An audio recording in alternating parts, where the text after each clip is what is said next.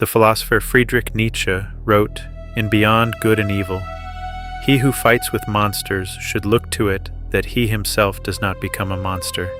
And if you gaze long into an abyss, the abyss also gazes into you."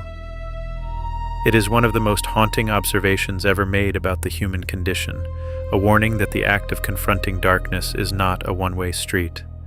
The things we study, fear, or oppose have a way of leaving their mark upon us, shaping us in their image. The abyss is not a passive void, it is a presence, and it watches us as much as we watch it. To truly understand this terrifying exchange, we can look to 5 images that do not simply depict monsters, but capture the exact moment the void looks back.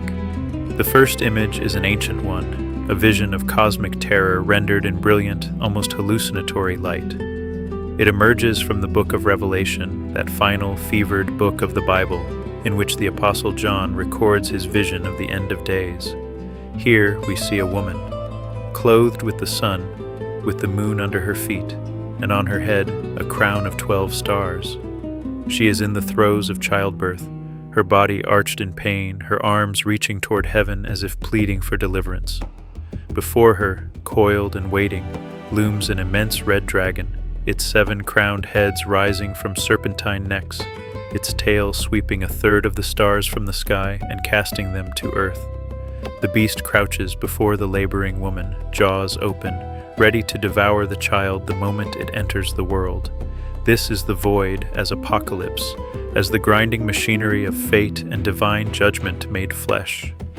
The woman's gaze is fixed on the heavens, seeking salvation from above, but the dragon's eyes are fixed on her, on the fragile life struggling to be born. It is a stare of pure, patient consumption, a promise that creation will be swallowed by chaos the moment it emerges. In this painting, the void gazes back as the certainty of persecution, the eternal threat that light will always be hunted by darkness, that every birth carries within it the shadow of being devoured. Henry Fuseli's The Nightmare brings this cosmic terror into the most intimate space imaginable, the bedroom. Painted in 1781, it is the quintessential image of private dread.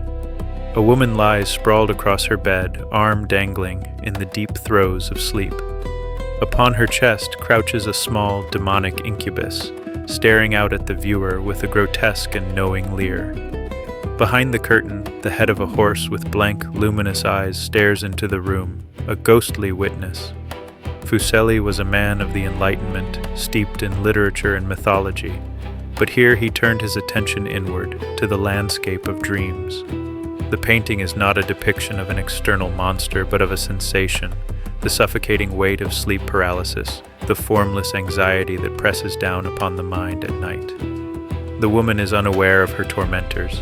She cannot see them, but we can. And crucially, the incubus looks directly at us. We become the ones invading this private horror, and in being seen by the demon, we are implicated.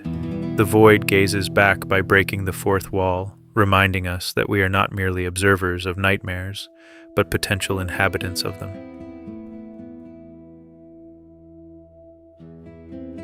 From the intimate terrors of the subconscious, we move to the strange, silent creatures that crawl from the imagination of Odilon Redon. A contemporary of the Impressionists, Redon rejected the observable world in favor of the world of dreams, fantasies, and fears. He called his charcoal drawings and lithographs his noir, and among the most unsettling are his spiders. In The Crying Spider and The Smiling Spider from 1881, Redon presents us with beings that are not quite animal, not quite human. A large, rounded spider body is topped with a face that expresses a distinctly human emotion. One weeps, one grins. They are hybrids, born from the void of the blank page. Unlike Fuseli's incubus, they do not leer with menace. Their gaze is ambiguous, melancholic, almost pitiful. And yet this ambiguity is precisely the horror. A spider is already a creature that unsettles, but a spider with a human face forces us to confront something far stranger, the possibility that the void is not purely monstrous, but is filled with beings that are sad, or mocking, or simply incomprehensible. When we gaze at Redon's spiders, they gaze back with an emotion we cannot quite place, and in that uncertainty, the abyss reveals itself as a place of profound existential loneliness. No artist has stared deeper into the abyss than Francisco de Goya, and no painting captures the moment the abyss stares back more horrifically than Saturn devouring his sun. Painted late in his life, directly onto the walls of his home, it was never intended for public display. It is a raw, private exorcism. The myth tells of Saturn, the Roman god, who learned a prophecy that one of his children would overthrow him, and so devoured each one at birth. Goya's Saturn is not a god, he is a madman, a primitive force of nature. His eyes are bulging, wide with a psychosis that has consumed him entirely.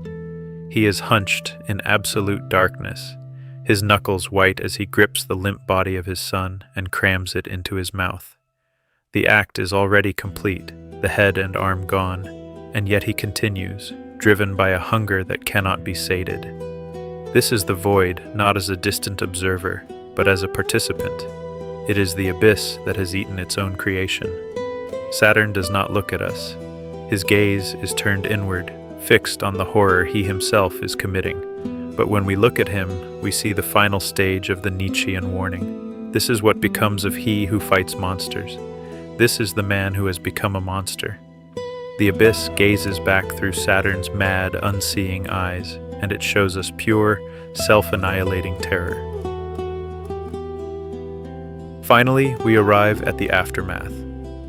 The artist who had documented the horrors of war, the cruelty of humanity, and the madness of the mind now turns his gaze on himself. He is an old man, frail and unsteady, his face illuminated against a dark, formless background.